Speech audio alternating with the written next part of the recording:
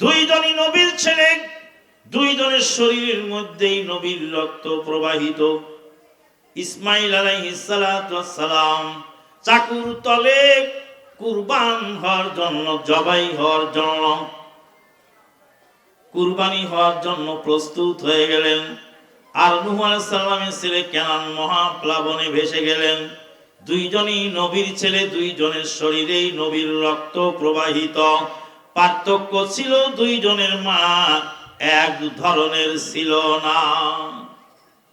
নূহ আলাইহিস সালামের স্ত্রী কি ঈমানদার না বেঈমান?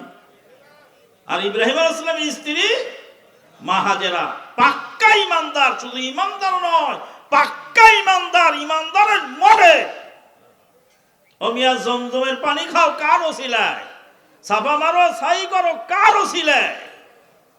আল্লাহু আকবার, সুবহানাল্লাহি ওয়া বিহামদিহি সুবহানাল্লাহিল আযীম। মা হাজেরা সাফা মারোয়া দৌড়াচ্ছিলেন, ছেলেকে এক বিন্দু পানি কোথাতে পাওয়া যায়। সাফা পাহাড়ে দাঁড়িয়ে চিৎকার করে আওয়াজ দিয়ে বললেন, কে আছো গো? বিজন মরুভূমির মধ্যে আমার কলিজার টুকরা ইসমাইল মরে যায় পানির অভাবে, তোমরা কি কেউ আছো? আমাকে একটু পানির ব্যবস্থা করে দিবা। আল্লাহ পাক সেই অসহায় মহিলার দৌড়ানোটা এমন পছন্দ করেছেন, সেই দৌড়ানোটা লাইভ প্রোগ্রাম করে কিয়ামত পর্যন্ত জারি রেখেছেন। কিয়ামত পর্যন্ত মানুষ সাফা পাহাড় মারোয়া পাহাড়ে দৌড়াবে।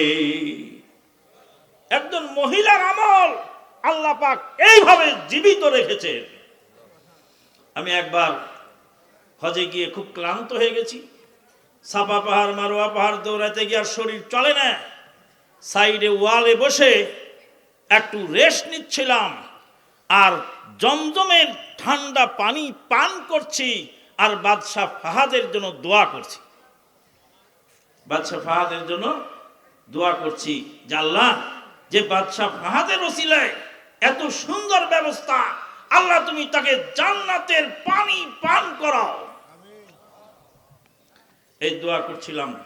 ভালো করে শুনে রাখেন, সৌদি আরবকে যারা গালিগালাজ করে, আরব দেশকে যারা বিদ্বেষ করে, তারা মুনাফিক।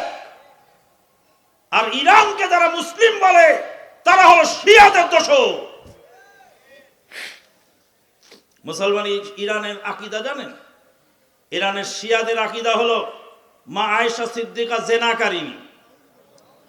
ভবিষ্যতে তারা মদিনা দখল করবে, বাকিউল গারকাত দখল করে মাটি খুঁড়ে মা আয়েশা সিদ্দিকাকে বের করে তার লাশের উপর চাবুক পিটা করবে।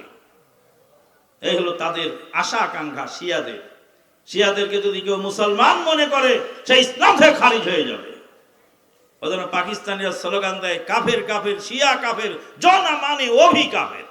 কাফের কাফের কাদিয়ানি কাফের, জনা মানে অভি কাফের। বাদশাহ ফাহাদের জন্য দোয়া করছি আর দেখছি এক ল্যাংরা মানুষ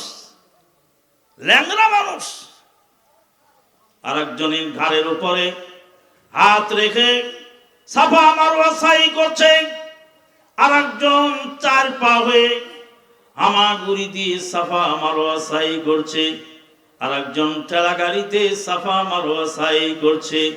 এমন মানুষ এইভাবে করছে। আর একজন অসহায় মানুষ, এক ঠ্যাং আছে আর এক ঠ্যাং নাই, লাঠির উপর ভর দিয়ে সাফা মারওয়া সাই করে। আমি আল্লাহকে বললাম, আল্লাহ দুনিয়ার আর কাকে মাফ করবার না করে ল্যাংড়াটাকে মাফ করে দিও। গুনাহ মাফের জন্য ল্যাংড়া কিভাবে দৌড়ায়। এর মধ্যে এক পাকিস্তানি এসে আমাকে এক প্রশ্ন করছে। তা আমি হয়ে গেছি খুব বিরক্ত, কারণ আমি ডাইরেক্ট আল্লাহর সঙ্গে কথা বলছি, আল্লাহর ধ্যানে মগ্ন হয়ে গেছি। আর এই সময় সে আমাকে কথা বলে আমার এই একাগ্রতা নষ্ট করে দিলাম, খুব বিরক্ত হয়ে গেলাম। পাকিস্তানি লোকটা কাঁদতে লাগলো, কাঁদতে গিয়ে বলল যে আমি এক বিপদে পড়ে আপনার কাছে আসলাম, আর আপনি আমাকে যদি এইভাবে বিরক্ত করে খেদায় দেন তা আমি যাব কোথায়? তাহলে মহা মুশকিলের কথা। আমি যে তোমার বিপদের সময় কাজে লাগবো এটা তুমি কি করে বুঝলে? কয় আল্লাহ আমাকে বুঝাই দিল এই লোকটাকে ধরলে তোমার সমস্যার সমাধান হবে। পাকিস্তানি লোকের বিরাট মারাত্মক সমস্যা যে শুনবেন সেটা বলছে ঘুমায়েছিলাম ব্যাড ড্রিম হয়েছে, মানে স্বপ্ন দোষ হয়ে এহরামের কাপড়ে মাইকে সেকে গেছে। আচ্ছা বলেন তো, এহরামের কাপড়ে যদি ব্যাড ড্রিম হয়ে মাইকে সেকে যায় তো এই লোকটা তো বিপদে পাগল হয়ে গেছে, আমি ওর বাঁচার উপায় কি? তাই বলবো এহরামের কাপড় ধুয়ে ফেলুন, ফরজ গোসল করে ফেলুন, আপনার টেনশনের কিছু নাই। যাই হোক, সমস্যার সমাধান দিয়ে দিলাম, বেচারা খুশি হয়ে চলে গেল। বলছিলাম ইসমাইল আলাইহিস সালামের মা হাজেরা পাক্কা ঈমানদার, আর নূহ আলাইহিস সালামের স্ত্রী ছিল কি ওয়াহেলা, সে ছিল পাক্কা বেঈমান। বেঈমানের ঘরে বেঈমান জন্ম নিল, বেঈমানের পেটে বেঈমান জন্ম নিল। তাই তো আগের যুগের মুরব্বীরা বলেছেন বেসন যতই ভালো হোক না কেন মাটিটাও ভালো হতে হয়, মাটি ভালো না হলে বেসন আপনার ভালো হয়ে কোনো কাজ হয় না। বাংলাদেশের প্রেসিডেন্ট জিয়াউর রহমান সাহেব তিনি বলতেন, আমি যখন হেলিকপ্টার থেকে নিচে সবুজ দেখতে পাই তখন আমি মনে করি হয় কুমিল্লায় আছি না হয় বগুড়ায় আছি। কোথায় আছে?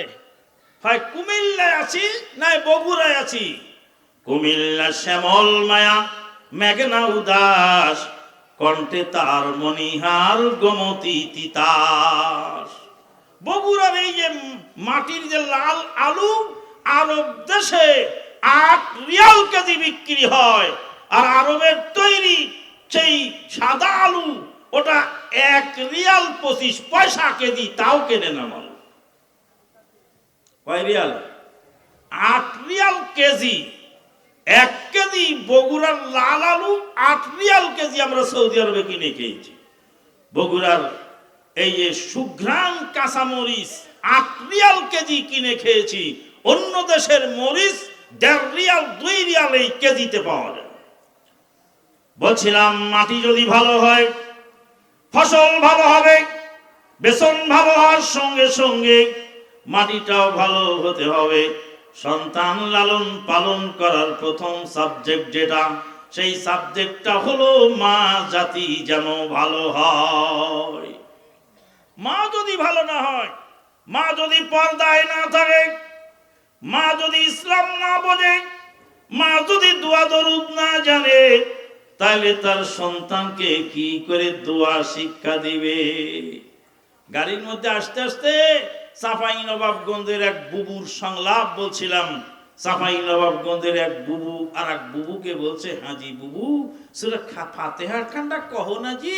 বলছে, হ্যাঁ আমি সূরা ফাতিহা কইতে পারি না গো, আমার জিভেই লড়ে না। ওর বলে জিভে লড়ে না, ওই জন্য সূরা ফাতিহা কইতে পারে না। তো তখন ওই বুবু বলছে, গীত গাওয়ার সময় তোমার জিভে তো ভালোই লড়ে গো, গালি দেওয়ার সময়ও তোমার জিভে লড়ে, তো ফাতিহা করার সময় তোমার জিভে লড়ে না কেন? বলছে জিভে যদিও লড়াই রে বুবু, কিন্তু মনেই রাখতে পারি না। 36 বছর আগে কোন মহিলা তোমাকে কি ভাষায় গালি দিয়েছিল তা তোমার মুখস্থ আছে। আবার নতুন করে ঝগড়া শুরু হলে তুমি সবগুলি ব্রডকাস্টিং করে দাও, তোমার মেমোরিতে সব জমা আছে। সূরা ফাতিহা কেন জমা থাকে না? আরবি কবি বলছেন, আল উম্মু মাদ্রাসাতুন ইযা আদাত্তাহা শিবান তাইবাল আরাকে। মা হলো মাদ্রাসা, মায়ের কাছ থেকে বাচ্চা যা শিখতে পায় এটা আর পৃথিবীর কোন বিদ্যালয় থেকে শিখে না। বিদ্যালয়ে ভর্তি হওয়ার জন্য বয়স হওয়া লাগে, মায়ের কাছ থেকে শিক্ষার কোনো বয়স নাই। মায়ের পেটে বাচ্চা ভূমিষ্ঠ হয়, মায়ের সঙ্গে কথোপকথন হয়, মা বাচ্চাকে কথা বলে, গল্প করে, মায়ের সঙ্গে বাচ্চা হাসি দেয়, কথা বলে। মা মাই কত ভালো বাসিতেন আমায়, হাসিলে মা হাসিতেন কত সুখী হয়ে। কাঁদিলে মা ভোলাতেন কত কিছু কয়ে, মা আমায় কত ভালোবাসিতেন আমার। প্রথম সবক, প্রথম দোয়া। বাচ্চা কথা যখন বলতে পারে না, কান্না করে, মা দূর থেকে আওয়াজ করে বলে, আব্বু আম্মু আমি আসতেছি, আমি এই তো আছি, কাছেই আছি। কান্না করছো কেন, কি হয়েছে তোমার? মায়ের গলার আওয়াজ শোনার সঙ্গে সঙ্গে বাচ্চা থেমে যায়। মায়ের সঙ্গে বাচ্চার নারীর কানেকশন এখন আধুনিক সভ্যতায়, আধুনিক শিক্ষায় শিক্ষিত যারা, তারা কুত্তা বুকে নিয়ে ঘুমায় আর বাচ্চাকে দূরে সরায় রাখে। কুত্তাকে কোলে করে নেয় আর বাচ্চাকে ঠেলা গাড়িতে ঠেলে নিয়ে যায়। বাচ্চা বুকের সঙ্গে লাগানোর সাথে সাথে আত্মার কানেকশন হয়ে যায়। আধুনিক বিজ্ঞান, মেডিকেল সায়েন্স বলছে বাচ্চাকে চুমু দেওয়ার সাথে সাথে বাচ্চার রোগ প্রতিরোধ ক্ষমতা বেড়ে যায়। রাসূলুল্লাহ সাল্লাল্লাহু আলাইহি ওয়াসাল্লাম তার নাতিকে চুমু খেলেন। কাকে? নাতিকে। পাশে ছিলেন একজন জলিলুল কদর সাহাবী, তার নাম আকরা বিন হাবিস রাদিয়াল্লাহু তাআলা আনহু। আকরা বিন হাবিস রাদিয়াল্লাহু তাআলা আনহু বলেন, ইয়া রাসূলুল্লাহ, আপনি নাতিকে চুমু খাচ্ছেন, আমার অনেকগুলি সন্তান রয়েছে, আমি একটাকেও চুমু খাই না। আল্লাহ নবী বলেন, আকরা, তোমার দিল থেকে যদি আল্লাহ দয়া উঠায় নেয়, আমি নবী তোমার কিছু করার নাই।